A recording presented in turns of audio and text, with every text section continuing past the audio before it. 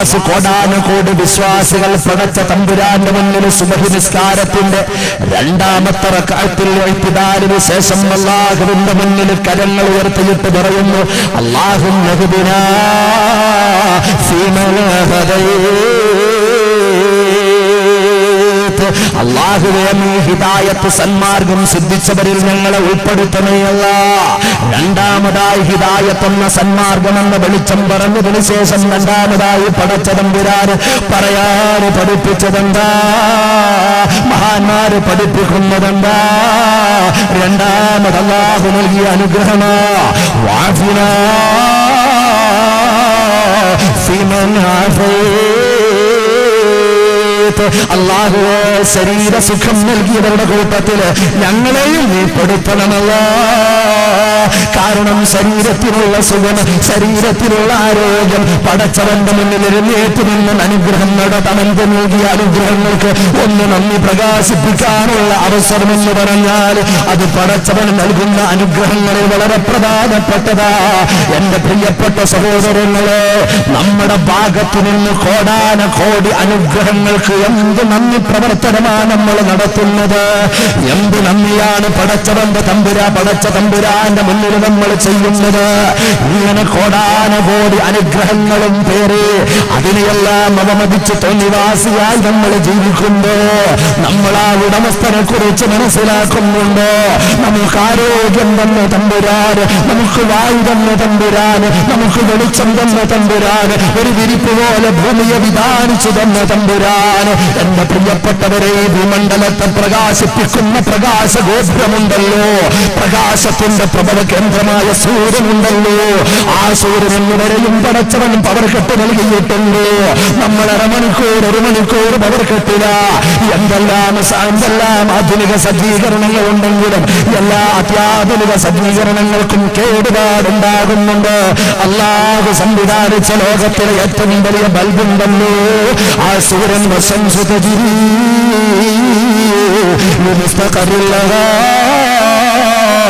ذلك تقدير العزيز العليم والشمس تجري لمستقر لها ذلك تقدير العزيز العليم. സൂര്യൻ അതിന്റെ ഭ്രമണപഥത്തിലൂടെ സഞ്ചരിച്ചു കൊണ്ടിരിക്കുകയാണ്. ഒരിക്കലും അത് വെറ്റിപ്പോകുന്നില്ല, ഒരിക്കലും അതിന്റെ ചലനത്തിന് ചാഞ്ചാട്ടമില്ല.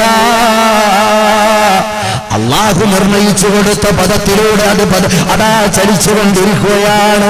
ഇങ്ങനെ കോടാനകോടി അനുഗ്രഹങ്ങളെ നമ്മൾ ആവാദിച്ചെടുത്തുകൊണ്ട് പടച്ചവന്റെ അനുഗ്രഹത്തിലൂടെ മുന്നോട്ട് പോകുമ്പോ ഇന്ന് വരെയും നമ്മൾ ചിന്തിച്ചിട്ടുണ്ട്, വേണ്ടതുപോലെയുള്ള ഒരു നന്ദി പ്രകടനം നടത്താൻ നമ്മൾ പ്രയത്നിച്ചിട്ടുണ്ട്, അതിന് പ്രവർത്തിച്ചിട്ടുണ്ട്, അതിന് പ്രാർത്ഥിച്ചിട്ടുണ്ട്.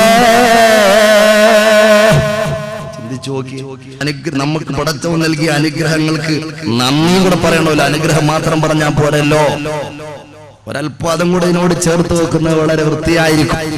നമ്മൾ ആരാണ് നമ്മളൊന്ന് മനസ്സിലാക്കുന്നത് നന്നായിരിക്കും.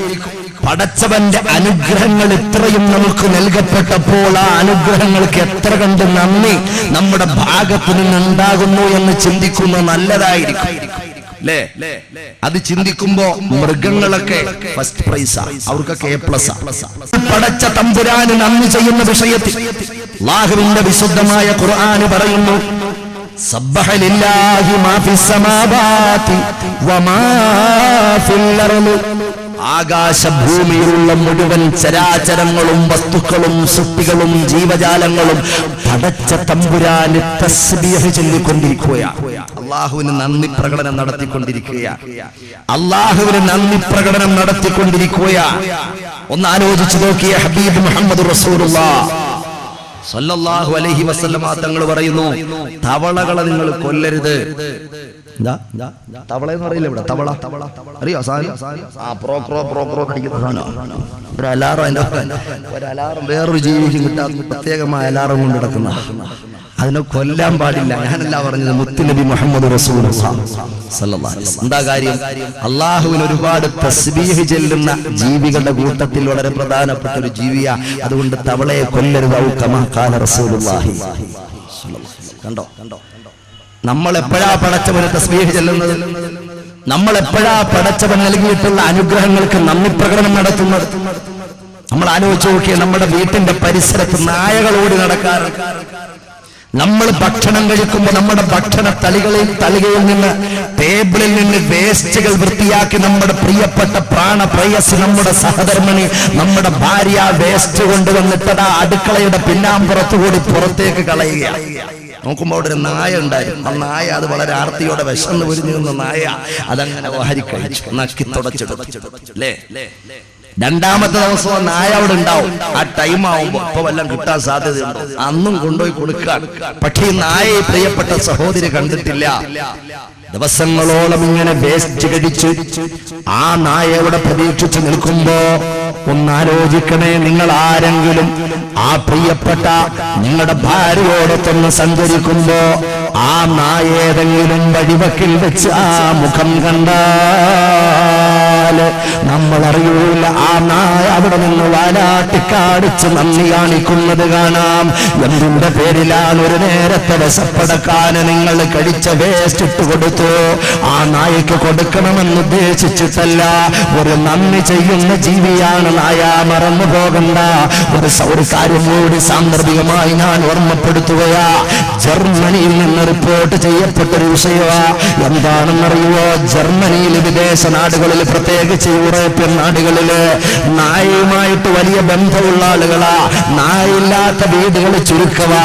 നായയുമായിട്ട് വലിയ സ്നേഹവാ, സമ്പർക്കവാ. പല കാര്യങ്ങൾക്കും നായ ഒരു ഉപയോഗപ്പെടുത്തും. എന്റെ പ്രിയപ്പെട്ട സഹോദരങ്ങളെ, ആ നായ ഒരിക്കൽ അതിന്റെ നായയുടെ മുതലാളി, അതിന്റെ യജമാനൻ ശരിക്കങ്ങടിച്ചു, പ്രകരിച്ചു, ശക്തിയായി ചാട്ടവാറ് കൊണ്ടടിച്ചു. ആ നായയുടെ ശരീരം മുറിഞ്ഞു. ആ നായയുടെ ശരീരത്തിൽ നിന്ന് രക്തം വാർന്നടിച്ചു. ആ നായ വേച്ചങ്ങനെ നടന്നുകൊണ്ട് കരയുമ്പോ, കുരക്കുമ്പോ പരിസരത്ത് നിന്ന് ആളുകളൊക്കെ ഇങ്ങനെ എത്തി നോക്കുമ്പോ നായ എന്താ കരയുന്നത്? കാരണം അവരിഷ്ടപ്പെടുന്ന ഒരു ജീവിയാ. അപ്പുറത്തെ വീട്ടിലെ നായയുടെ കരച്ചിൽ വല്ലാതെ കേൾക്കുമ്പോ, ആ നായയുടെ കരച്ചിലിനെ കുറിച്ച് അന്വേഷിക്കുമ്പോ, ആ നായ അവര് പരിശോധിക്കുമ്പോ അടിച്ച് അവസരാക്കിയിട്ടുണ്ട്. ആ നായയുടെ ശരീരം മുറിഞ്ഞിട്ടുണ്ട്, അതിന്റെ കാലുകൾ ഒടിഞ്ഞിട്ടുണ്ട്, അതിന്റെ ശരീരത്തിൽ നിന്നും രക്തം വാർന്നൊലിക്കുന്നുണ്ട്. അസഹ്യമായ വേദനയോടെ നായ കുരച്ചെന്ന് കരയുമ്പോ സഹിക്കാൻ പറ്റാത്ത പരിസരവാസികള് ജർമ്മനിയിലുള്ള കോടതിയിലേക്ക് പരാതി കൊടുക്കുകയാ. ഇന്നാളൊരു മൃഗത്തെ, പ്രത്യേകിച്ച് നായ അടിച്ചിട്ടുണ്ട്, അതിനെ പ്രകരിച്ചിട്ടുണ്ട്, ശക്തമായിട്ട് പ്രകരിച്ചിട്ടുണ്ട്, അത് ഞങ്ങൾക്ക് സഹിക്കാൻ പറ്റൂല, നടപടിയെടുക്കണമെന്ന് ആ സർക്കാരിനോട് പറയുമ്പോ അദ്ദേഹത്തെ വിളിപ്പിക്കുകയാ, അദ്ദേഹത്തെ ചോദ്യം ചെയ്യുകയാ, കോടതിയിൽ കയറ്റുകയാ, പ്രതിക്കൂട്ടി നിർത്തുകയാ, വാദം നടക്കുകയാ. അവസാനം ഓരോ കാര്യങ്ങൾ ചോദിച്ചതെല്ലാം ശരിയാണോ? നിങ്ങൾ അടിച്ചിട്ടുണ്ടോ? അടിച്ചോ? നിങ്ങൾ പ്രകരിച്ചിട്ടുണ്ടോ? പ്രകരിച്ചോ? നായയുടെ ശരീരത്തിന് കുഴപ്പമുണ്ടായിട്ടുണ്ടോ? ഉണ്ടായി. അതിന്റെ കാലൊടിഞ്ഞിട്ടുണ്ടോ? ഒടിഞ്ഞിട്ടുണ്ട്. ഈ മറുപടികളെല്ലാം പറഞ്ഞ് അവസാനം കോടതിയുടെ ഒരു വിധി വരുന്ന എന്താണെന്നറിയുമോ? വളരെ അത്ഭുതകരമായ ലോകത്തെ പിടിച്ചു കുലുക്കിയ ഒരു വിധിയായിരുന്നു. എന്താണെന്നറിയുമോ? കോടതി വിധിച്ചത് ഈ മനുഷ്യനെ തൂക്കിക്കൊല്ലാൻ കോടതി വിധിച്ചിരിക്കുന്നു. ഈ മനുഷ്യനെ തൂക്കിക്കൊല്ലാൻ വധശിക്ഷയ്ക്ക് കോടതി വിധിച്ചിരിക്കുന്നു. എന്റെ പ്രിയപ്പെട്ട സഹോദരങ്ങളെ, ആ പാവപ്പെട്ട മനുഷ്യനോട് അവസാനം കോടതി അവസാനമായിട്ടൊരു ചോദ്യം ചോദിക്കുന്നു. എന്താ ചോദ്യമെന്നറിയുമോ? നിങ്ങളെ വധശിക്ഷയ്ക്ക് കൊണ്ടുപോകാൻ പോവുകയാ, നിങ്ങളുടെ വിധി നടപ്പാക്കാൻ പോവുകയാ. അവസാനമായി എന്തെങ്കിലും ആഗ്രഹം നിങ്ങളുടെ ഹൃദയത്തിലുണ്ടോ? അവസാനമായിട്ട് അഭിലാഷം വല്ലതും പറയാനുണ്ടോ? അവസാനമായിട്ട് ആഗ്രഹം വല്ലതും കോടതിയുടെ മുന്നിൽ പറയാനുണ്ടോ? അദ്ദേഹം പറയുന്നു, എനിക്ക് അവസാനമായിട്ടൊരാഗ്രഹമുണ്ട്.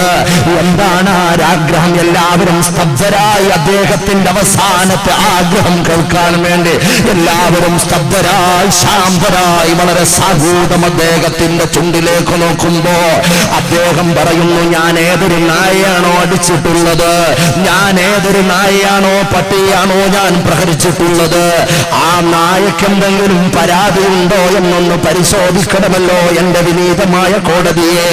ആ നായ ഒന്ന് പരിശോധിക്കണം. പരിശോധിക്കണം, നായക്ക് വല്ല പരാതിയുണ്ടോ?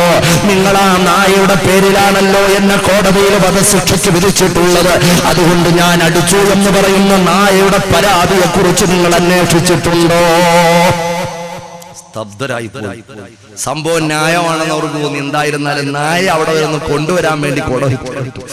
എന്തായിരുന്നാലും അദ്ദേഹത്തിന്റെ അവസാനത്തെ ആഗ്രഹമായിട്ട് അദ്ദേഹം പറഞ്ഞത്. അതുകൊണ്ട് അവസാനം ആ നായ അവിടെ വരുന്നു കൊണ്ടുവരാൻ വേണ്ടി കോടതി ഉത്തരവിട്ടു. നായ ഇങ്ങനെ ബെൽറ്റൊക്കെ ഇട്ട് ഇങ്ങനെ കൊണ്ടുവരുക.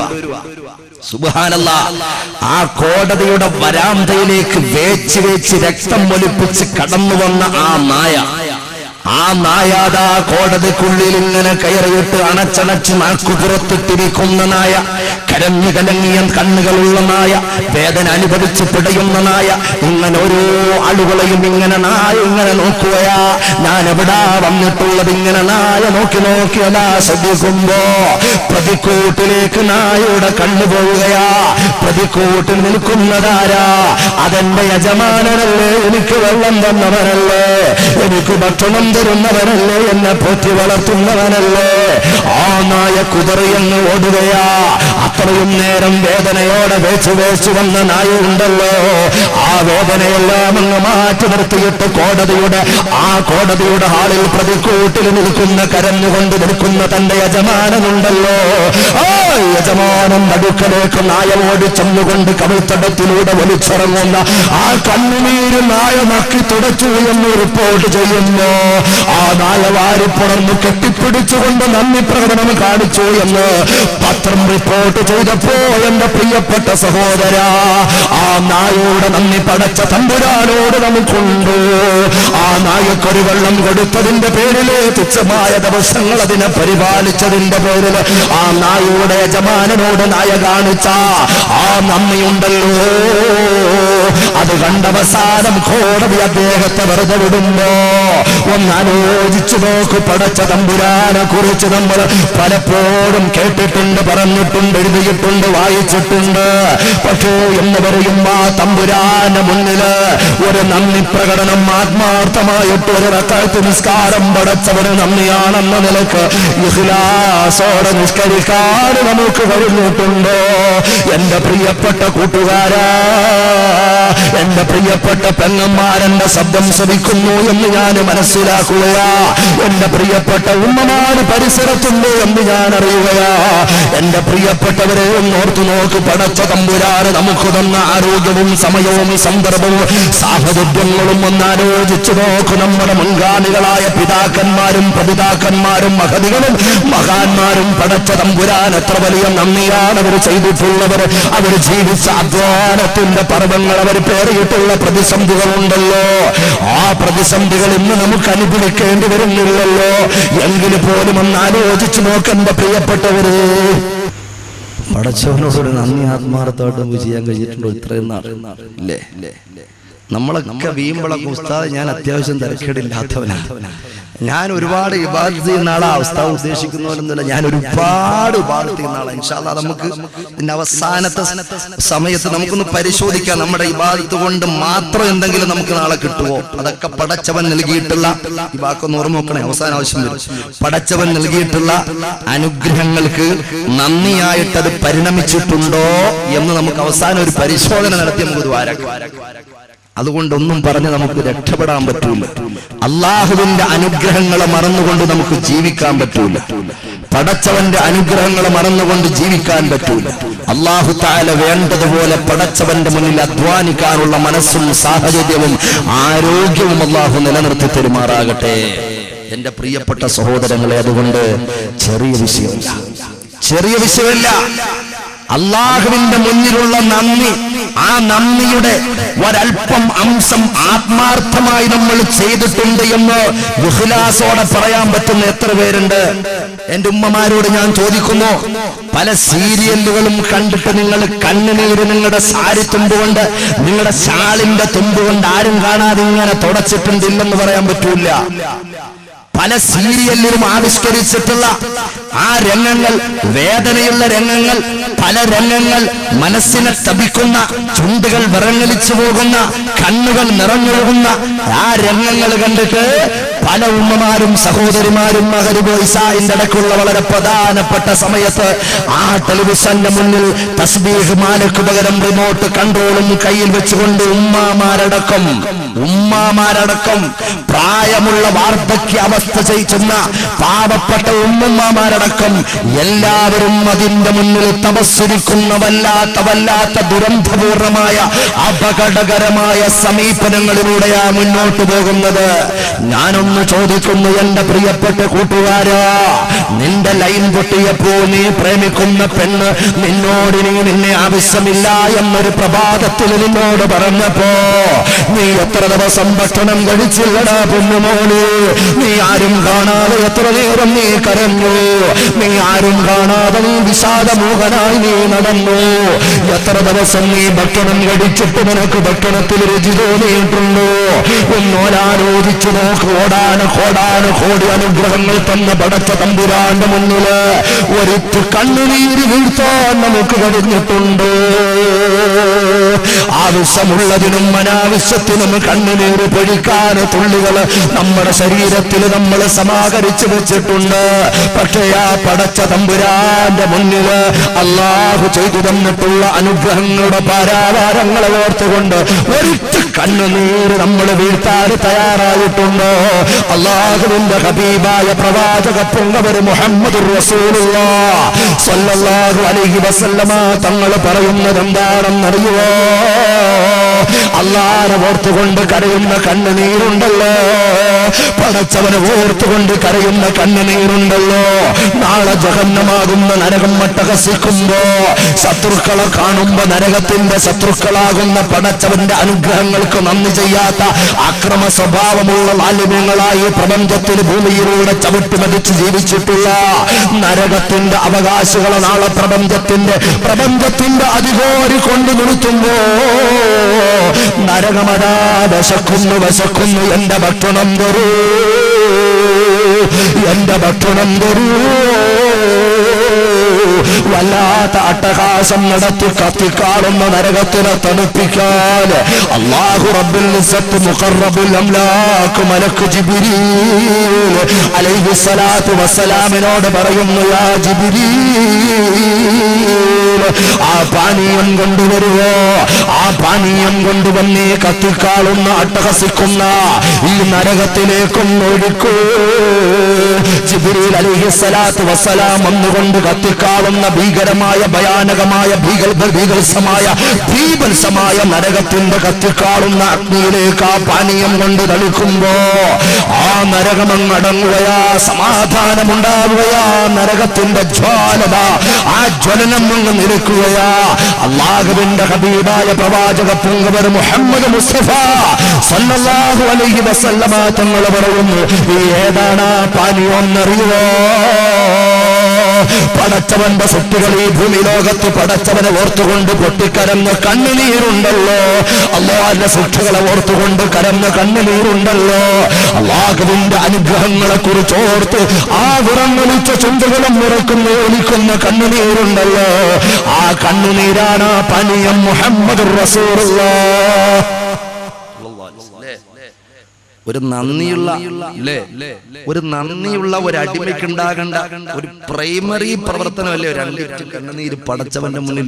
അത് വലിയ പവറാ, അത് വലിയ പവറാ. ചെറിയ പവറല്ല ഈ കണ്ണുനീരെന്നൊക്കെ പറഞ്ഞ അത് ആവശ്യമില്ലാത്തതിന് പ്രയോഗിക്കാനുള്ളതല്ല, അത് ആവശ്യമുള്ളതിന് പ്രയോഗിക്കാൻ പടച്ചവൻ തന്നതാ. നമ്മൾ ആലോചിച്ച് നോക്കി, 1,00,000 രൂപയുടെ ആവശ്യം നമുക്ക് ഒരു ഉദാഹരണം ഞാൻ പറയാം, പെട്ടെന്ന് മനസ്സിലാക്കാൻ ദീർഘിപ്പിക്കുന്നില്ല. 1,00,000 രൂപയുടെ ആവശ്യം നമുക്ക് വന്നു. 1,00,000 രൂപ നമുക്ക് കിട്ടിയില്ലെങ്കിൽ നമ്മുടെ മകളുടെ വിവാഹം നടക്കൂല. അല്ലാഹു തആല എണകളെ തേടുന്ന മുഴുവൻ ആളുകൾ, ആണിനാകട്ടെ പെണ്ണിനാകട്ടെ, എണകളെ തേടുന്ന മുഴുവൻ ആളുകൾ പടച്ച തമ്പുരാനെ എത്രയും പെട്ടെന്ന് നല്ല സ്വാലിഹീങ്ങളായ സ്വാലിഹാത്തുകളായ നല്ല പരിപക്വമായ ഇണകളെ കൊടുത്ത് പടച്ചവനെ നീ അനുഗ്രഹിക്കണേ അല്ലാഹ്. ഈ സദസ്സിന്റെ ബറക്കത്ത് കൊണ്ട് അവരെ സന്തോഷിപ്പിക്കണേ അല്ലാഹ്. പ്രത്യേകിച്ചൊരു സഹോദരൻ ദ്വാരക്കാൻ ഓർമ്മപ്പെടുത്തിയിട്ടുണ്ട്. എന്റെ പ്രിയപ്പെട്ട സഹോദരങ്ങളെ, അങ്ങനെ ആ മകളുടെ വിവാഹം നടക്കണമെങ്കിൽ 1,00,000 രൂപ കിട്ടിയേ മതിയാവും. അന്നത്തെ ദിവസം വൈകുന്നതിന് മുമ്പ് 1 ലക്ഷം രൂപ. ശ്രദ്ധിക്കണേ, 1 ലക്ഷം രൂപ കിട്ടിയില്ലെങ്കിൽ പ്രിയപ്പെട്ട മകളുടെ വിവാഹത്തിന്റെ ചടങ്ങുകളെല്ലാം നിലച്ച് എല്ലാവരെയും വിളിച്ചിട്ടുണ്ട്, വിവാഹത്തിന് വേണ്ടി ക്ഷണിച്ചിട്ടുണ്ട്, എല്ലാം ഓക്കെയാ. പക്ഷേ 1 ലക്ഷം രൂപയുടെ മുകളിലാണ് വിവാഹം പതിക്കുന്നത്. പല വാതിലും പോയി മുട്ടി ഒന്നും പറഞ്ഞാൽ പറ്റില്ല, അത് വിഷയമായി പോയി. ഞാൻ ഉദാഹരണം മാത്രം പറയാം. പല വാതിലും പോയി മുട്ടി, ആരും തുറന്നില്ല. അദ്ദേഹത്തിന്റെ കണ്ണുനീർ ആരും കണ്ടില്ല. അദ്ദേഹത്തിന്റെ വേദനയും വിലാപവും ആ വല്ലാത്ത ബേജാറും ഒരൊറ്റ കണ്ണിലും ഉൾക്കാഴ്ച ഉണ്ടാക്കിയില്ല. അവസാനം 10 മിനിറ്റേ ബാക്കിയുള്ളൂ എന്ന് വെച്ചോ, ഇനി 10 മിനിറ്റ് മാത്രം. ശ്വാസമെടുപ്പ് കൂടുകയാ, ഹൃദയത്തിന്റെ ഇടിപ്പ് കൂടുകയാ. വല്ലാതെ ഹൃദയം തപിച്ചുകൊണ്ട് നിൽക്കുമ്പോ ഒരു സഹോദരൻ വന്നു. ആ സഹോദരനെ സംബന്ധിച്ച് നിങ്ങൾക്കറിയാം, ഒരിക്കലും 50,000 രൂപ പോലും തന്ന് നിങ്ങളെ സഹായിക്കാനുള്ള ശേഷിയില്ലാത്ത സേമുഷയില്ലാത്ത ഒരു പാവപ്പെട്ടവനാണെന്ന് നിങ്ങൾക്ക് ബോധ്യമുള്ള ആ അവസ്ഥയിൽ ബാബുഹാലി, ആ അവസ്ഥയിൽ അദ്ദേഹം വന്നിട്ട് നിങ്ങളുടെ കയ്യിലേക്ക് വന്ന് സുബ്ഹാനല്ലാഹ് 1 ലക്ഷം രൂപ കൊണ്ട് തരുകയാ. 1 ലക്ഷം രൂപ കൊണ്ട് തന്നുകൊണ്ട് നിങ്ങളോട് പറയുന്നു, എന്റെ പ്രിയപ്പെട്ട ഭാര്യയുടെ പണ്ടം വിറ്റിട്ടാ ഞാൻ പൈസ കൊണ്ടുവരുന്നത്. നിങ്ങളുടെ വേദന എനിക്കറിയാം, നിങ്ങളുടെ ബേജാർ എനിക്കറിയാം. നിങ്ങളുടെ മകളെ എന്തെല്ലാം പ്രയാസം സഹിച്ചിട്ട് ഒരുമിച്ച് കൂട്ടിയിട്ടുള്ള വിവാഹ ചടങ്ങ് നഷ്ടപ്പെടാൻ പോകുമ്പോ ഞാനും പെൺമക്കളുള്ള ഒരു പിതാവാ, എന്റെ മക്കൾക്കും വിവാഹം നടക്കാനുണ്ട്. അതുകൊണ്ട് പേടിക്കണ്ട, സന്തോഷത്തോടുകൂടി വാങ്ങിക്കോ എന്ന് പറയുമ്പോ ആ കണ്ണുകളിൽ നിന്ന് കണ്ണുനീര് വരാത്ത ഏതെങ്കിലും കണ്ണുകളുണ്ടോ? ആരാ സന്തോഷത്തിന്റെ അശ്രുക്കൾ? ആരാ സന്തോഷത്തിന്റെ അശ്രുക്കൾ പൊഴിക്കാത്തത്? ചിന്തിക്കണേ.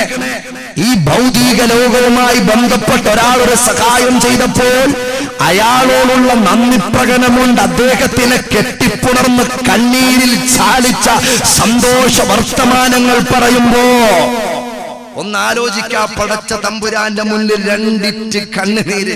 നമ്മുടെ മുസ്ലിങ്ങളല്ലേ, നമ്മുടെ ഉടമസ്ഥനെ കുറിച്ചല്ലേ പറയുന്നത്, നമ്മുടെ യജമാനെ കുറിച്ചല്ലേ പറയുന്നത്. നമ്മൾ എന്താണോ, നമ്മൾ ആരാണോ, നമ്മൾ എന്താവണം എന്നൊക്കെ തീരുമാനിച്ച തമ്പുരാൻ, ഈ ലോകത്തെ സംവിധാനിച്ച തമ്പുരാന്റെ കോടാനക്കോടി അനുഗ്രഹങ്ങൾ ഒന്നാലോചിച്ച് നോക്കിയ പറഞ്ഞാൽ തീരുവോ? ഒരു ഉദാഹരണം പറയാം. അൽഹംദുലില്ലാ എന്നൊരാൾ പറഞ്ഞു ഉദാഹരണം. അൽഹംദുലില്ലാ എന്നൊരാൾ പറഞ്ഞു, ഒരു നന്ദിയായിട്ട് അൽഹംദുലില്ലാ പടച്ചവൻ. ഇതാരാ പറയാൻ തൗഫീഖ് കൊടുത്തത്? ഇതാരാ തൗഫീഖ് കൊടുത്തത് ഈ അൽഹംദുലില്ലാ പറയാൻ? അൽഹംദുലില്ലാ പറയാൻ നാവിന് ശക്തി കൊടുത്തതാരാ? അവനെ തോന്നിപ്പിച്ചതാരാ? അവന് കഴിവ് കൊടുത്തതാരാ? അവന് അറിവ് കൊടുത്തതാരാ? അപ്പൊ അതിന് നന്ദിയുണ്ട്. അപ്പൊ എത്ര അൽഹംദുലില്ലാ പറഞ്ഞാൽ ഒരു അൽഹംദുലില്ലാ പറഞ്ഞ് പൂർത്തിയാക്കാൻ പറ്റുമോ? ശ്രദ്ധിക്കണേ, വർക്ക് ചെയ്യണേ. 10 ലക്ഷം കോശങ്ങൾ കൊണ്ട് നിർമ്മിക്കപ്പെട്ട സാധനം ഈ ബ്രെയിൻ എന്ന് പറഞ്ഞാൽ. ഇങ്ങനെ വെറുതെ അവളെ എങ്ങനെ ലൈനടിച്ച് ശരിയാക്കാൻ പറ്റും? ഇത് ചിന്തിച്ച് ഇങ്ങനെ അധപ്പതിക്കാനുള്ളതല്ല പ്രിയപ്പെട്ട ചെറുപ്പക്കാരാ, പടച്ചവനെ സംബന്ധിച്ച് ചിന്തിക്കാനുള്ളതാ. അന്യവന്റെ മുതൽ എങ്ങനെ അപഹരിച്ചെടുക്കാൻ, എന്റെ അധീനതയിലാക്കാൻ വേണ്ടി എങ്ങനെ അധ്വാനം നടത്താൻ പറ്റുമെന്ന് ചിന്തിക്കാനുള്ളതല്ല. കേവലം ഭൗതികമായ സുഖങ്ങളുടെ ഒരു തുരുത്ത് ഈ ഭൂമിയുടെ പുറംതൊലിയിൽ തീർത്ത് അവസാനം വിലാപങ്ങളുടെ ആർത്തനാദങ്ങളുമായി ആപ്പതിച്ചു പോകാനുള്ളവരല്ല മനുഷ്യൻ, വിശ്വാസി. അവന് കൊണ്ടുപോകാനുണ്ട്, കുറച്ച് നന്ദി അവൻ ചെയ്യാനുണ്ട്, അള്ളാഹുവിന്റെ അനുഗ്രഹങ്ങളെ അവൻ ഓർക്കാനുണ്ട്. പടച്ചവൻ ഭാഗ്യം നൽകുമാറാകട്ടെ. എന്റെ പ്രിയപ്പെട്ട സഹോദരങ്ങളെ, ഞാൻ ഇടയ്ക്ക് വെച്ച് നിങ്ങളോടൊരു കാര്യം പറഞ്ഞു. ഉസ്താദ്, നിങ്ങൾ പറയുന്ന പോലൊന്നുമല്ല. നിങ്ങൾ അങ്ങനെയൊക്കെ എത്ര ഒച്ച വെച്ച് പറഞ്ഞാൽ ഞങ്ങൾ അത്യാവശ്യം അനുഗ്രഹം ചെയ്യുന്നവരാ, ഞങ്ങൾ നന്ദി ചെയ്യുന്നവരാ. പടച്ചവന്റെ അനുഗ്രഹങ്ങൾക്ക് നന്ദി ചെയ്യുന്ന നല്ല അടിമകൾ. 5 പേരോ നിസ്കരിക്കും, 5 പേരോ നിസ്കരിക്കുന്ന പ്രവാദി, എല്ലാ കാര്യങ്ങളും ഓക്കെ, ഞാൻ സമ്മതിക്കുന്നു.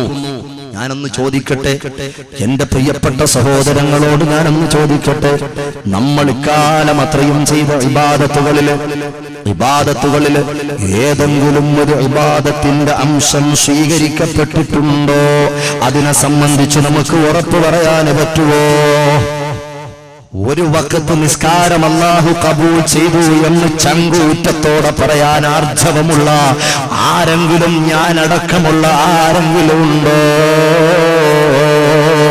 അല്ലാഹുവിന്റെ കാരുണ്യമില്ലാതെ രക്ഷപ്പെടാൻ പറ്റുമോ?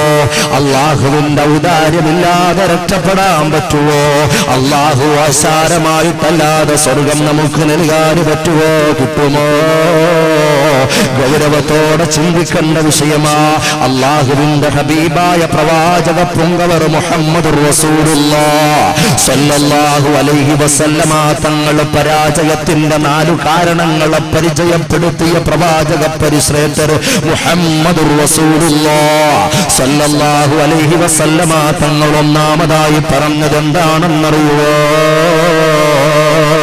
മറന്നു പോകണ്ട നിസിയാനു ദുനൂബിൽ മാളിയ, കഴിഞ്ഞുപോയ പാപങ്ങളെ മറന്നു പോവുക. അല്ലാഹുവിനെ നന്ദിയേട് കാണിച്ച് ജീവിതങ്ങളെ, സന്ദർഭങ്ങളെ, സാഹചര്യങ്ങളെ മറന്നു പോവുക, പാപങ്ങളെ മറന്നു പോവുക. അങ്ങനെ മറന്നു പോയാൽ അവനെ പരാജയപ്പെട്ടു പോകുമെന്ന് പറഞ്ഞതാരാ? ഹബീബ് മുഹമ്മദുർ റസൂലുള്ളാഹി. അല്ലാഹുവിന്റെ റസൂല് പറയുകയാ, വഹിയ ഇൻദല്ലാഹി മഹ്ഫൂള, അത് പടച്ച തമ്പുരാന്റെ അടുത്ത് റിക്കാർഡാ. നമ്മൾ മറന്നാലും അല്ലാഹു മറക്കൂല, റിക്കാർഡിൽ നിന്ന് അത് മാഞ്ഞു പോകൂല. അതുകൊണ്ട് മറന്നു പോകരുത്. ചെയ്തു പോയ പാപങ്ങളെ കുറിച്ച് ഓർക്കുമ്പോ അവന് പടച്ചവന് കൂടുതൽ നന്ദി ചെയ്യാനുള്ളൊരാവേശം ഉണ്ടാകും, കൂടുതൽ പടച്ചവരുമായി തടുക്കാനുള്ള ഒരു സന്മനസ്സുണ്ടാകും. അതിന്റെ പിന്നിൽ അവൻ അധ്വാനം നടത്താൻ മുന്നോട്ട് വരും. അതുകൊണ്ട് തന്നെ അല്ലാഹുവിന്റെ റസൂൽ ഒന്നാമതായി പറയുന്നു. രണ്ടാമതായി അല്ലാഹുവിന്റെ റസൂൽ പറയുന്നു, എന്താണെന്നറിയുവോ? ദിക്റുൽ ഹസനാത്തിൽ മാളിയ, ചെയ്തുപോയ നന്മകളെ കുറിച്ച് ഓർത്തുകൊണ്ടിരിക്കുക. ചെയ്തതായിട്ടുള്ള നല്ല സുഹൃതങ്ങളുണ്ടല്ലോ, സൽക്കർമ്മങ്ങളുണ്ടല്ലോ, നന്മകളുണ്ടല്ലോ, ആ നന്മകളെ കുറിച്ച് അവൻ ഇങ്ങനെ ഓർത്തുകൊണ്ടിരുന്നാൽ അവനും പരാജയപ്പെട്ടു പോകും. അല്ലാഹുവിന്റെ റസൂലാ പറയുന്നത്. കാരണം എന്താ? വലായതിരി, അവൻ അറിയൂല ഖുബലത്തെ മുറദ്ദത്ത്, അത് സ്വീകരിക്കപ്പെട്ടിട്ടുണ്ടോ, അത് തള്ളപ്പെട്ടിട്ടുണ്ടോ, അത് പടച്ചവന് സ്വീകരിച്ചിട്ടുണ്ടോ, അത് ദൂരേക്ക് വലിച്ചെറിഞ്ഞിട്ടുണ്ടോ, അത് പടച്ച തമ്പുരാന്റെ ദർബാറിൽ അംഗീകാരം നേടിയിട്ടുണ്ടോ, അതോ ദൂരേക്കതിനെ വലിച്ചെറിഞ്ഞിട്ടുണ്ടോ? അഖ്ബലത്തു അംറുദ്ദത്ത് അവൻ അറിയില്ല. അതുകൊണ്ട് ചെയ്തുപോയ നന്മകളെ കുറിച്ച് കൂടുതൽ ഓർത്ത് നമ്മൾ അഹങ്കാരം എടുക്കരുത് കേട്ടോ. അതുകൊണ്ടാണ് എന്റെ പ്രിയപ്പെട്ടവരെ ഹബീബ് മുഹമ്മദുർ റസൂലുള്ളാഹി സ്വല്ലല്ലാഹു അലൈഹി വസല്ലം തങ്ങൾ ഓർമ്മപ്പെടും. 2 കാര്യങ്ങളുണ്ടെങ്കിൽ ചേർത്തങ്ങ് വാർത്തയിലേക്ക് രണ്ടായിട്ട് ഇത് നമ്മളെ വിഷയമായിട്ട് ബന്ധപ്പെട്ടതാണ് ഞാൻ അടർത്തിയെടുത്തത്. 2 കാര്യം മറ്റെന്താ നമ്മൾ അറിഞ്ഞിരിക്കേണ്ട ഉചിതമായ സന്ദർഭമാണെന്ന് നമ്മൾ വിചാരിച്ചുകൊണ്ടങ്ങ് പറയുക. എന്താ മറ്റൊന്ന്? വന്നലുറു ഇലാ മൻ ഫൗഖഹു, വന്നലുറു ഇലാ മൻ ഫൗഖഹു ഫി ദുനിയ. ശ്രദ്ധിക്കണേ, ദുനിയാവിന്റെ വിഷയം വരുമ്പോ പരാജയപ്പെട്ടു പോകുന്നതിന്റെ കാരണം എന്റെ വാക്കല്ല, മുത്തുനബി മുഹമ്മദ് റസൂലുള്ളാഹി സ്വല്ലല്ലാഹു അലൈഹി വസല്ലം. ദുനിയാവിന്റെ വിഷയം വരുമ്പോ അവനെക്കാളും മുകളിലുള്ള ആളുകളിലേക്ക് അവൻ നോക്കും. ഒരു വീട് വെക്കാൻ നോക്കുമ്പോ അപ്പുറത്തെ ആജിയാർക്ക് 2 നില, അതുകൊണ്ട് 2 നിലയുടെ മുകളിൽ ഒരു കൂരയും കൂടെ വേണം, അല്ലെ പിന്നെ അതൊരു ഉഷാർ. മകളെ കിട്ടി അപ്പുറത്ത് 100 പവനാകുമ്പോ എന്തായിരുന്നാലും ഒരു 110 പവന് കൊടുത്തേ പറ്റൂ, തീ വിലയായിരുന്നാലും കുഴപ്പമില്ല. ദുനിയാവിന്റെ വിഷയം വരുമ്പോ അവനെക്കാളും മുകളിലുള്ള ആളുകൾ. ഒരു ബൈക്ക് എടുക്കാൻ തീരുമാനിച്ചു, കുറെ നാൾ കൊണ്ട് പൈസ ഒക്കെ ഇങ്ങനെ ഒപ്പിച്ചൊപ്പിച്ചിട്ട് ബൈക്ക് എടുക്കാൻ തീരുമാനിച്ചപ്പോ അവനിങ്ങനെ പൈസ ആയിട്ട് പുറത്തോട്ട് ബൈക്ക് ഷോറൂമിൽ പോകണം. 4-5 നേരം അപ്പുറത്ത് എന്റെ കൂട്ടുകാരനുള്ളത്. സംഭവം ഒരു മാരുതി കാറാണ്, സെക്കൻഡ് ഹാൻഡ് ആണെങ്കിലും ഞാൻ ആ കൂട്ടത്തിൽ ഇപ്പൊ ഈ ബൈക്ക് എടുത്ത് മോശമല്ലേ, ഞാനൊരു സെക്കൻഡ് ഹാൻഡ് നോക്കുക. ഒന്ന് ആലോചിച്ച് ഒരു കാർ എടുക്കാൻ. ഒരു ഉദാഹരണം പറയാ, ഇതൊക്കെ നമ്മുടെ പച്ചയായിട്ടുള്ള നഗ്നമായിട്ടുള്ള യാഥാർത്ഥ്യങ്ങളാ. പിശാച് നമ്മളെ കൊടുക്കാൻ വേണ്ടി നമ്മുടെ ചിന്തയിലേക്ക് ഇട്ടുതരുന്ന പച്ചയായ യാഥാർത്ഥ്യം നിഷേധിക്കാൻ പറ്റൂല. ഒരു സ്വിഫ്റ്റ് എടുക്കാൻ തീരുമാനിച്ചു. ഇപ്പൊ മാരുതി ഇറങ്ങുന്നില്ല. ഏതാ 800 പഴയ കോപ്പിയങ്ങളും ഉണ്ടെങ്കിലുള്ള ഒരു സ്വിഫ്റ്റ് കാർ എടുക്കാൻ തീരുമാനിച്ചാൽ ഉടൻ തന്നെ അവനെന്താ ചിന്തിക്കുന്നത്? അപ്പുറത്തുള്ള ഡിസൈർ അല്ലേ, സെഡാൻ മോഡൽ അല്ലേ, അപ്പൊ ഇത് ഒരു സുഖമില്ല. ദുനിയാവിന്റെ വിഷയം വരുമ്പോ അവൻ ചിന്തിക്കുന്നത് എന്താണ്? അവൻ ആരിലേക്കാ നോക്കുന്നത്? ചേർത്ത് നോക്കുന്നത് അവനേക്കാളും ഉയർന്ന ആളിലേക്കാ. മറിച്ചോ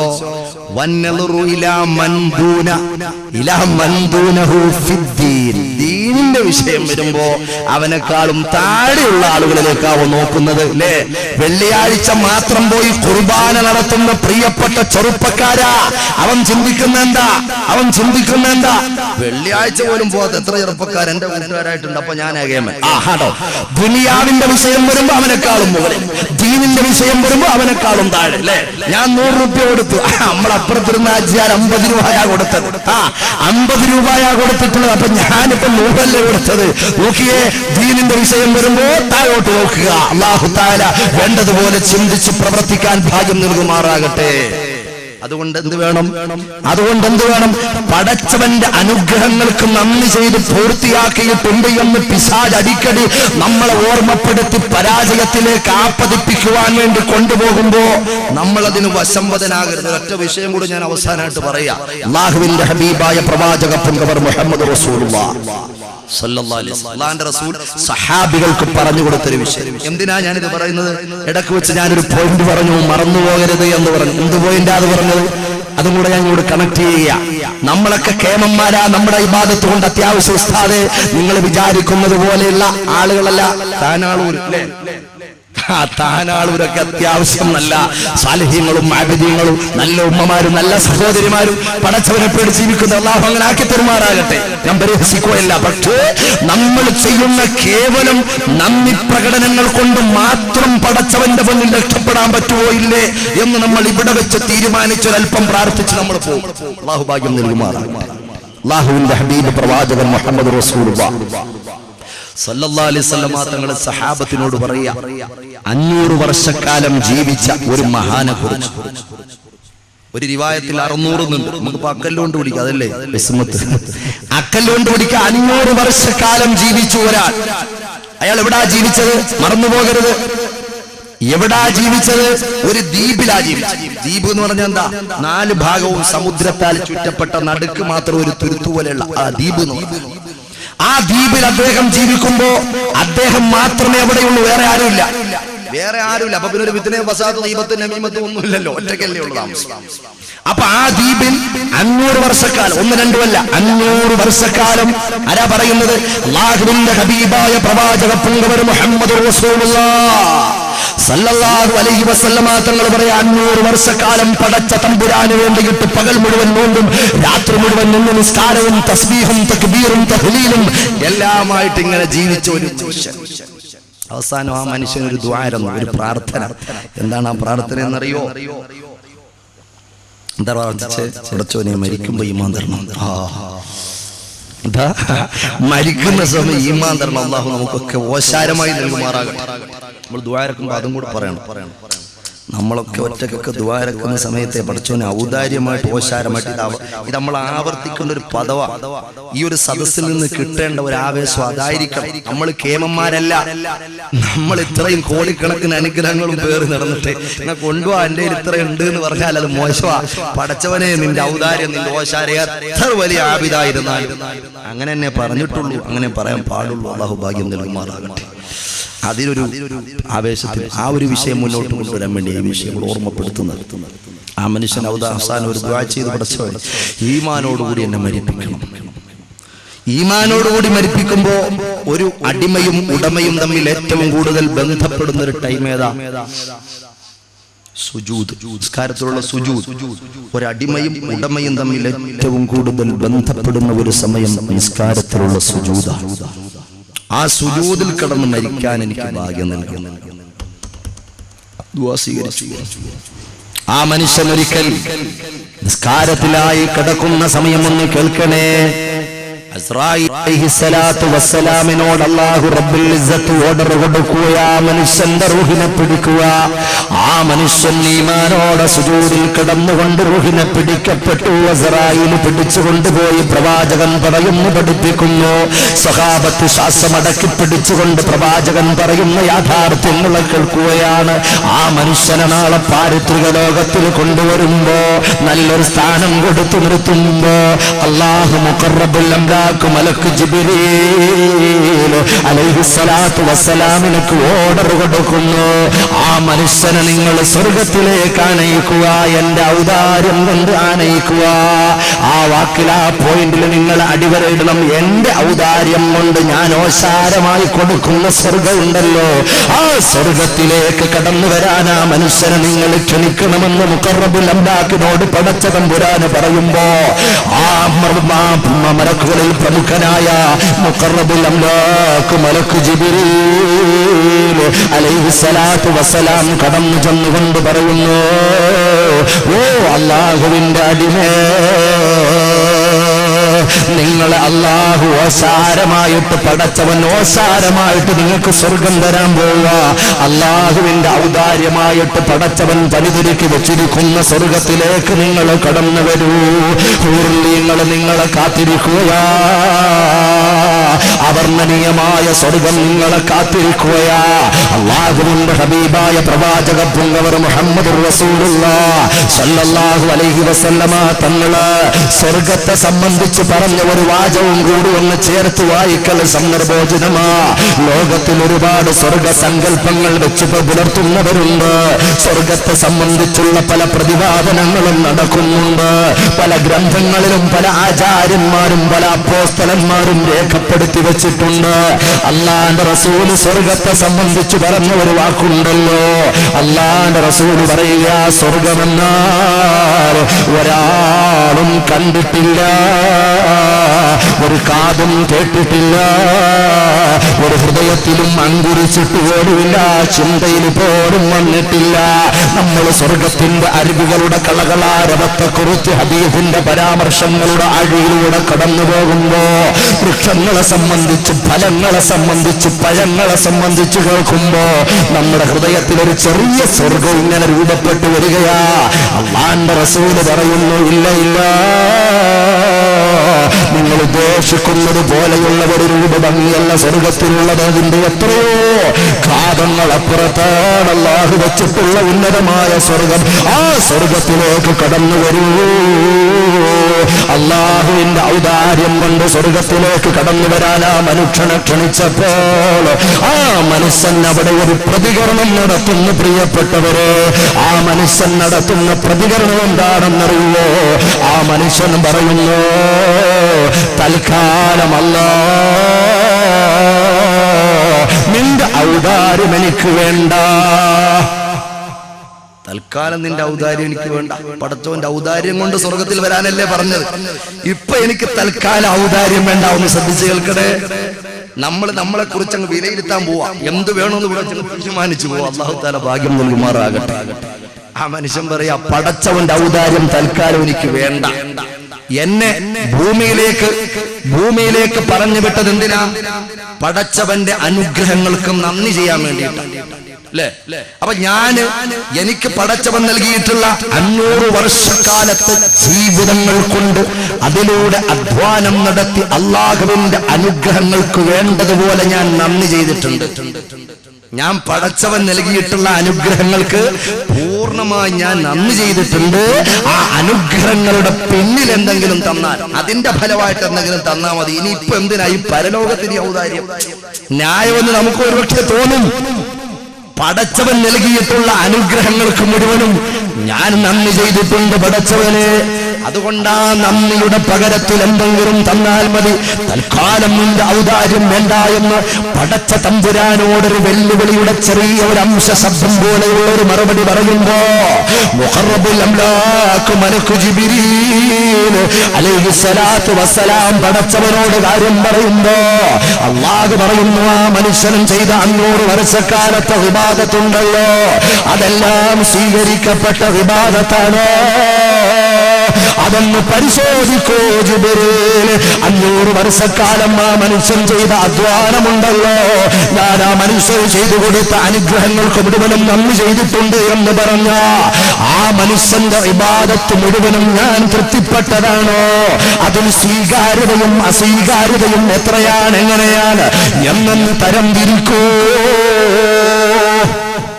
മഹാനായ മുഖറബുൽ അംലാക്ക് മലക്ക് ജിബ്രീൽ അലൈഹിസ്സലാം പോയി അദ്ദേഹം ചെയ്ത 500 വർഷക്കാലത്തെ ഇബാദത്ത് മൊത്തത്തിലൊന്ന് നോക്കി, ഒന്ന് പരിചിന്തനം നടത്തി, ഒന്ന് പരിശോധിച്ചു. അതിന്റെ റിസൾട്ട് പടച്ച തമ്പുരാന്റെ മുന്നിൽ റിസർച്ച് നടത്തിയതിനു ശേഷം കൊടുക്കുന്നു. എന്താ പറയുന്നത്? പടച്ചവനെ, 500 വർഷക്കാലത്തെ ഈ മനുഷ്യന്റെ ഇബാദത്തെല്ലാം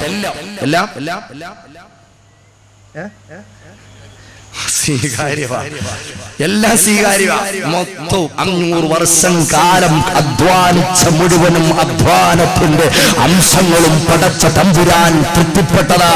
ഒരൽപ്പം റിയാ വന്നിട്ടില്ല. കബൂലിയത്തിന് വിരുദ്ധമായിട്ടുള്ളൊരു ചെറിയ പ്രവർത്തനം പോലും ഉണ്ടായിട്ടില്ല. എല്ലാം സ്വീകരിച്ചിട്ടുണ്ട്. ശ്രദ്ധിക്കണേ, 500 പോയിട്ട് 50 വർഷത്തെ ഗ്യാരണ്ടി നമുക്കുണ്ടോ?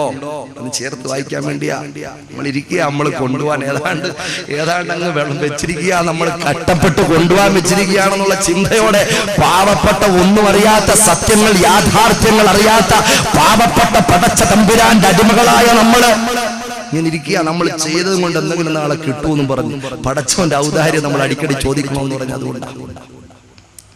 എന്നിട്ട് പടച്ചവന്റെ അടുക്കൽ ഈ റിസൾട്ട് കൊടുക്കുമ്പോൾ ഒരു കുഴപ്പമില്ല, 500 വർഷക്കാലത്തെ ഇബാദത്തും സ്വീകരിച്ചതാണെന്ന് പടച്ചവന്റെ മുന്നിൽ പറയുമ്പോൾ അള്ളാഹു രണ്ടാമതൊരു വിഷയം മുഖറബുൽ അംലാക്കിനോട് പറയുന്നു, ജിബ്രീലേ, ഞാൻ ആ മനുഷ്യന് ചെയ്തു കൊടുത്ത അനുഗ്രഹങ്ങളും അദ്ദേഹം ചെയ്ത അധ്വാനവും ഈ സ്വീകരിക്കപ്പെട്ട 500 വർഷക്കാലത്തെ ഇബാദത്ത് അതും കൂടെ ഒന്ന് തുലനം ചെയ്യും. അദ്ദേഹം പറഞ്ഞെന്താ? പടച്ചവൻ ചെയ്തു കൊടുത്ത അനുഗ്രഹങ്ങൾക്ക് മുഴുവൻ ഞാൻ നന്ദി ചെയ്തിട്ടുണ്ട്, അതിന്റെ ഫലമായിട്ട് എന്തെങ്കിലും തന്നാ മതിയെന്നല്ലേ. അതുകൊണ്ട് രണ്ടും 2 തുലാസിൽ വെച്ചൊന്ന് തുലനം ചെയ്ത് ഒന്ന് മനനം ചെയ്തൊന്ന് മനസ്സിലാക്കി പറഞ്ഞതാ എന്ന് പടച്ച തമ്പുരാൻ പറയുമ്പോ മുഖറബുൽ അംലാക്ക് മലക്ക് ജിബ്രീൽ അലൈഹിസ്സലാത്തു വസ്സലാം ആ മനുഷ്യൻ ചെയ്ത് സ്വീകരിക്കപ്പെട്ട 500 വർഷക്കാലത്തെ ഇബാദത്ത് ആ തുലാസിന്റെ ഒരു തട്ടിൽ വെക്കുമ്പോ പടച്ച തമ്പുരാൻ ചെയ്തു കൊടുത്ത അനുഗ്രഹങ്ങളുണ്ടല്ലോ, പറഞ്ഞു തീർക്കാൻ പറ്റാത്ത, ഇന്ന് തീർക്കാൻ പറ്റാത്ത.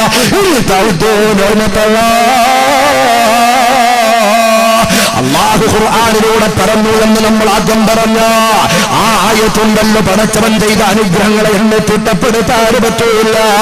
ആ അനുഗ്രഹങ്ങളെല്ലാം ഒരു തട്ടിൽ വെച്ച് അതൊന്ന് തുലനം ചെയ്ത് അതൊന്ന് തൂക്കിയിട്ട് അതിന്റെ റിസൾട്ട് പടച്ച തമ്പുരാന്റെ മുന്നിൽ അവതരിപ്പിക്കുമ്പോ ജിബ്രീൽ അലൈഹിസ്സലാത്തു വസ്സലാം പറയുന്ന മറുപടി, എന്റെ പ്രിയപ്പെട്ട ഉമ്മ മറന്നുപോകല്ലേ, എന്റെ പ്രിയപ്പെട്ട പെങ്ങളെ മറന്നുപോകല്ലേ, എന്റെ പ്രിയപ്പെട്ട ചെറുപ്പക്കാരെ മനസ്സിന്റെ അന്തരംഗത്ത് കുറിച്ചു കൊത്തിവെക്കണം, മറന്നുപോകരുത്. മരണം വരെയും പടച്ച തമ്പുരാൻ ചെയ്തു തന്നിട്ടുള്ള കോടാനകോടി അനുഗ്രഹങ്ങൾക്ക് ഒരംശം നന്ദിയെങ്കിലും ചെയ്യാനത് പ്രേരകമായിട്ട് നമ്മുടെ ശരീരത്തിൽ എപ്പോഴും അത് പ്രകാശിച്ച് പ്രസ് ചെയ്തു നിൽക്കണം. അല്ലാഹു ഭാഗ്യം നൽകുമാറാകട്ടെ. ജിബ്രീൽ അലൈഹിസ്സലാത്തു വസ്സലാം പറഞ്ഞ മറുപടി എന്താ? യാ റബ്ബീ, പടച്ച തമ്പുരാനായ നാഥനായ അഖിലാണ്ടങ്ങളുടെയും അധികാരിയും അധീക്ഷാധികാരിയുമായ പടച്ച തമ്പുരാനെ ആ മനുഷ്യൻ ചെയ്തിട്ടുള്ള 500 വർഷക്കാലത്ത് സ്വീകരിച്ച ഇബാദത്തുണ്ടല്ലോ, നീ ആ മനുഷ്യന് ചെയ്തു കൊടുത്ത 2 കണ്ണല്ല കൂട്ടുകാരാ, ഒരു കണ്ണിന്റെ കാഴ്ചയെ തുലനം ചെയ്യാൻ പറ്റുന്നില്ല, ഒരു കണ്ണിന്റെ കാഴ്ചക്ക് പൂർണ്ണമായിട്ടും നന്ദിയായിട്ടില്ല, ഒരു കണ്ണിന്റെ കാഴ്ചക്ക് നന്ദിയായിട്ടില്ല.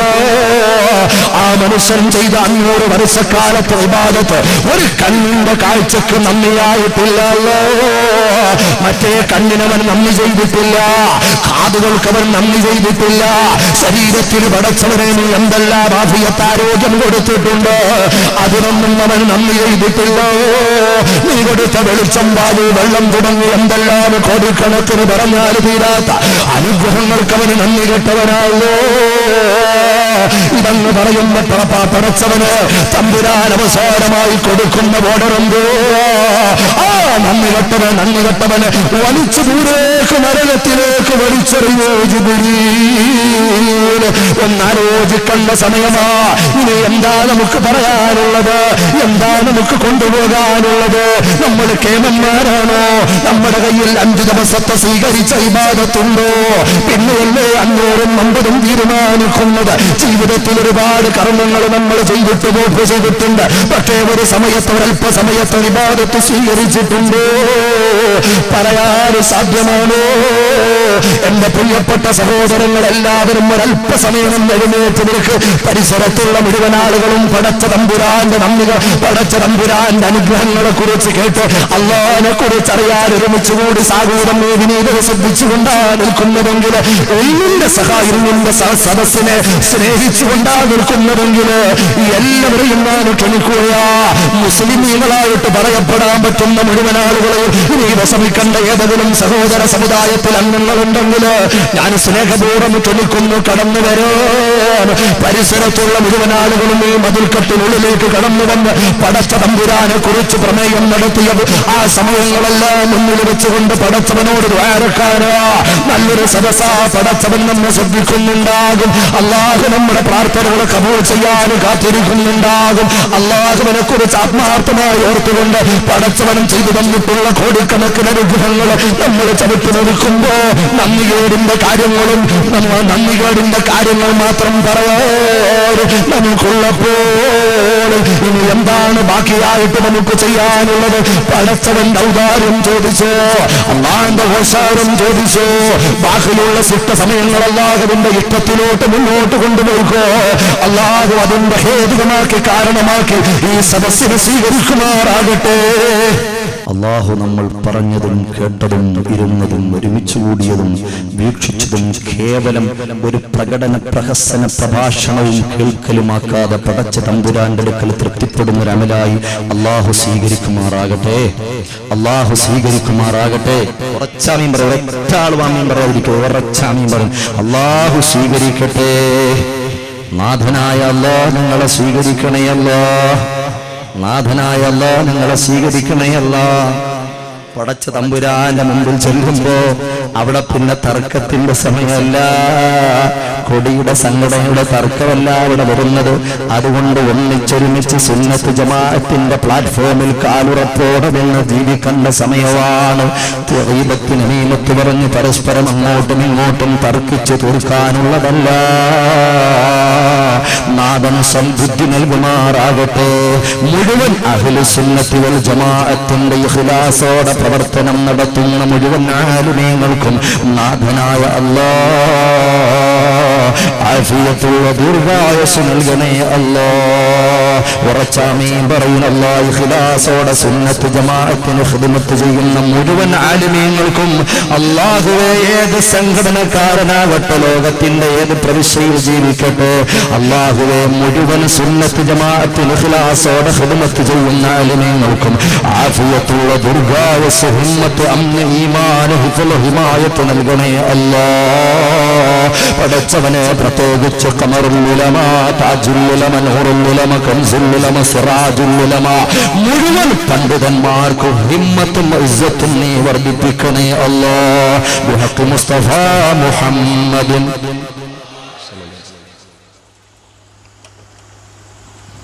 ചൂട് പോയോ അതോ ചൂടില്ലായിരുന്നു? അതുകൊണ്ട് ഇൻഷാ അല്ലാഹ് ഹബീബ് മുഹമ്മദ് റസൂലുള്ളാഹി സല്ലല്ലാഹു അലൈഹി വസല്ലമ തങ്ങളുടെ പേരിൽ സാധാരണ നിങ്ങൾ എല്ലാവരും ഇഖ്ലാസോടെ ഹബീബിനെ കാണാം. അള്ളാഹിന്റെ തൗഫീഖ് കൊണ്ട് ഈ അടുത്ത് നബിതങ്ങളുമായിട്ടുള്ള ആ പ്രണയബന്ധങ്ങളെ കുറിച്ച് ചോദിച്ചറിഞ്ഞ ഒരു പ്രിയപ്പെട്ട ഒരു ചെറിയ അനുജൻ, എന്റെ നാട്ടിലുള്ള കൊല്ലം ജില്ലയിലുള്ള ഒരു ചെറുപ്പക്കാരൻ ഹബീബായ നബിതങ്ങളെ കുറിച്ച് ഇങ്ങനെ ചോദിച്ച് ഹബീബായ നബിതങ്ങളെ കുറിച്ച് പറഞ്ഞു കൊടുത്തപ്പോൾ അതിങ്ങനെ കേട്ടിട്ട് പ്രണയം ഇങ്ങനെ ആർത്തിരമ്പി അലമാലകൾക്ക് സമാനമായി അനുരാഗത്തിന്റെ 1000 മലമാലകൾ ഇങ്ങനെ വന്നപ്പോൾ അവസാനം മദീനയിൽ എത്തണമെന്നുള്ള ആഗ്രഹമായി. ചുരുക്കി ഞാൻ പറയുന്ന അത്ഭുതകരമായിട്ട് മദീനയിലെത്തി എന്ന് മാത്രമല്ല, മദീനയിലോട്ട് ചെല്ലുന്നതിന് മുമ്പ് ഹബീബായ നബിതങ്ങളെ സ്വപ്നത്തിൽ കണ്ട് സമാധാനിക്ക് വരാൻ സമയമുണ്ടെന്നൊക്കെ പ്രവാചകൻ പറയുന്നു. ഈ കുട്ടി അങ്ങോട്ട് പറയുന്നു, പറ്റൂല, എനിക്ക് പെട്ടെന്ന് എത്തണം. ഒരു കുഞ്ഞു കുട്ടിയെ പോലെ പ്രവാചകനോട് പ്രതിപദിക്കാൻ ഭാഗ്യം കിട്ടിയ കുഞ്ഞനുജന്, എന്റെ പ്രിയപ്പെട്ട സഹോദരങ്ങളെ, അള്ളാന്റെ ഹബീബിനെ പ്രണയിച്ചാൽ മുത്തുനബിയുടെ ചാരത്തെത്താൻ അള്ളാന്റെ ഹബീബ് വസീലയാ. മുത്തുനബി അങ്ങനെ എത്തിക്കും. അള്ളാഹുവിനോട് ഓർഡർ വാങ്ങിക്കൊണ്ടാരായിരുന്നാലും ഏത് പാവപ്പെട്ടവരായിരുന്നാലും അവസരം പടച്ച തമ്പുരാന് കൊടുക്കും. പ്രവാചക പ്രണയം മുമ്പിലുണ്ടെങ്കിൽ അള്ളാഹു ഭാഗ്യം നൽകുമാറാകട്ടെ. അതിന്റെ പ്രധാനപ്പെട്ട ഒരു കാരണമാണ് ഹബീബായ മുഹമ്മദ് മുസ്തഫ സല്ലല്ലാഹു അലൈഹി വസല്ലമ തങ്ങളുടെ പേരിൽ ചെല്ലുന്ന സലാത്ത്, അവിടുത്തെ ചെല്ലുന്നവിടുത്തോടുള്ള മഹബ്ബത്ത്, ആ മഹബ്ബത്തിന്റെ പിന്നിൽ ചെല്ലുന്ന കാവ്യ തല്ലജങ്ങള്, അതുപോലെ പ്രകീർത്തനങ്ങള്, അതുപോലെ അപദാനങ്ങള്, പുകഴ്ത്തലുകളെല്ലാം ഹബീബിന്റെ പേരിലുള്ള പുകഴ്ത്തലുകള്, അതല്ലാഹുവിന് വലിയ ഇഷ്ടമുള്ള അമലാ. അതുകൊണ്ട് ഖിലാസോടെ ചെല്ലണം എന്റെ പ്രിയപ്പെട്ടവരെ. ഈ വിഷയം ഞാൻ കാസർഗോഡ് ജില്ലയില് ഉപ്പള എന്ന് പറയുന്ന പ്രദേശത്ത് ഈ അടുത്ത് പ്രസംഗിച്ചപ്പോ ഈ വിഷയം അവിടെ പ്രവാചക പ്രണയവുമായിട്ട് ബന്ധപ്പെട്ടിട്ടുള്ള ഒരു വിഷയമായിരുന്നു. അങ്ങനെ സംസാരിച്ചപ്പോ അന്ന് അവിടെ നിന്നത് വീഡിയോ പിടിച്ചിട്ട് ആരോ യൂട്യൂബിൽ നെറ്റിലിട്ടു. ആ നെറ്റിലൂടെ കണ്ണൂർ ജില്ലയിൽ മുമ്പ് ഒരു പുസ്തകം ഉണ്ടായിരുന്നു, ചെറുകുറ്റിയോ മുതുകുറ്റിയോ ഒരു സ്ഥലം. അവിടെയുള്ള ഒരു ചെറുപ്പക്കാരൻ ഇത് കണ്ടിട്ട് അള്ളാഹുവിന്റെ തൗഫീഖ് കൊണ്ട്, അഹങ്കാരം പറയല്ല, പടച്ചവൻ തന്ന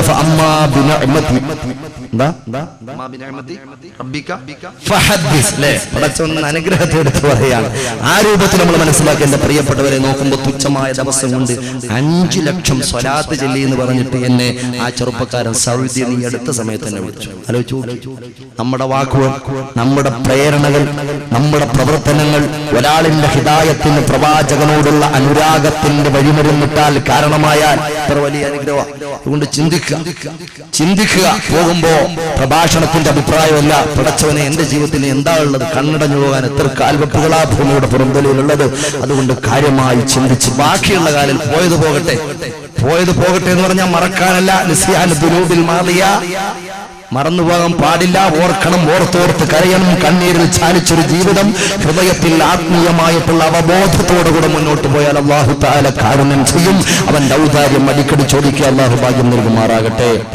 അതുകൊണ്ട് പ്രവാചക പ്രണയം എപ്പോഴും എന്തിനും, ഏതൊരു വിഷയത്തിനും, ഏതൊരു പ്രതിസന്ധിക്കും സിദ്ധൌഷധമാണ് ഹബീബായ മുഹമ്മദ് റസൂലുള്ളാഹി സല്ലല്ലാഹു അലൈഹി വസല്ലം തങ്ങളോടുള്ള പ്രണയം. അത് ഉള്ളിൽ വെച്ചുകൊണ്ട് ചെല്ലിത്തരുന്ന ബൈത്ത് ഉറച്ചങ്ങ് ചെല്ല. നമുക്കെല്ലാം റൗളയിലെത്താനുള്ള മഹാഭാഗ്യം പടച്ച തമ്പുരാൻ നൽകുമാറാകട്ടെ. ഓർമ്മപ്പെടുത്തുന്നു. അതുകൊണ്ട് ഹബീബിന്റെ ചാരത്തെത്താൻ അല്ലാഹു ഭാഗ്യം നൽകുമാറാകട്ടെ. നമ്മൾ ചെല്ലുന്ന ഈ ബൈത്തിന്റെ ബർക്കത്ത്, പോയവർക്ക് പിന്നെയും പോകാൻ അല്ലാഹു ഭാഗ്യം നൽകുമാറാകട്ടെ. മുത്തു റസൂലിനെ കണ്ടവർക്ക് പിന്നെയും കാണാൻ, കാണാത്തവർക്ക് ഒരു നോക്ക് കാണാൻ അല്ലാഹു ഭാഗ്യം നൽകുമാറാകട്ടെ. പ്രണയം അല്ലാഹു നമ്മുടെ ഹൃദയത്തിൽ വർദ്ധിപ്പിച്ചു തരുമാറാകട്ടെ. കനവിലും നിലവിലും പ്രവാചക പുങ്കവരോട് സമീപിക്കാൻ, അവിടുത്തെ സമീപത്തിൽ സന്തോഷിക്കാൻ അല്ലാഹു ഭാഗ്യം നൽകുമാറാകട്ടെ.